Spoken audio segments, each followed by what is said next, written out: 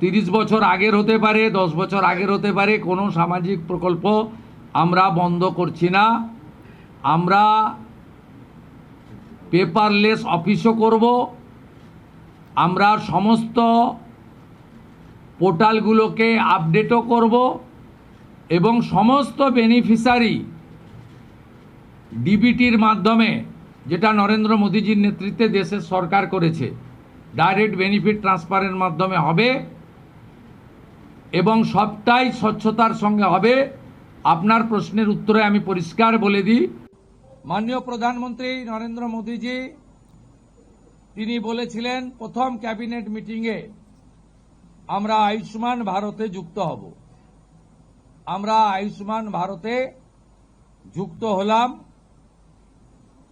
এর সাথে সাথে প্রধানমন্ত্রী জন আরোগ্য যোজনা, প্রধানমন্ত্রী ফসল বীমা যোজনা ক্রপ ইন্স্যুরেন্স, প্রধানমন্ত্রী স্কুলস ফর রাইজিং ইন্ডিয়া পিএম-শ্রী, প্রধানমন্ত্রী বিশ্বকর্মা, বেটি বাঁচাও বেটি পড়াও, প্রধানমন্ত্রী উজালা যোজনা 3.0 এবং অন্যান্য কেন্দ্রীয় স্কিম বা সেন্ট্রাল গভর্নমেন্ট স্পন্সর স্কিম আমরা যুক্ত হওয়ার সিদ্ধান্ত নিলাম।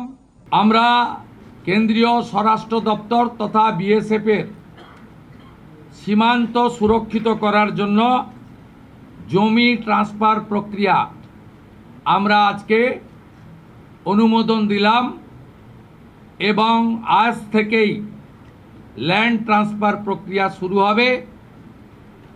ভূমি ও রাজস্ব সচিব তাকে এবং মুখ্য সচিবকে দায়িত্ব দেওয়া হলো 45 দিনের মধ্যে বিএসএফ এর প্রয়োজনীয় জমি হস্তান্তর সম্পূর্ণ করতে হবে।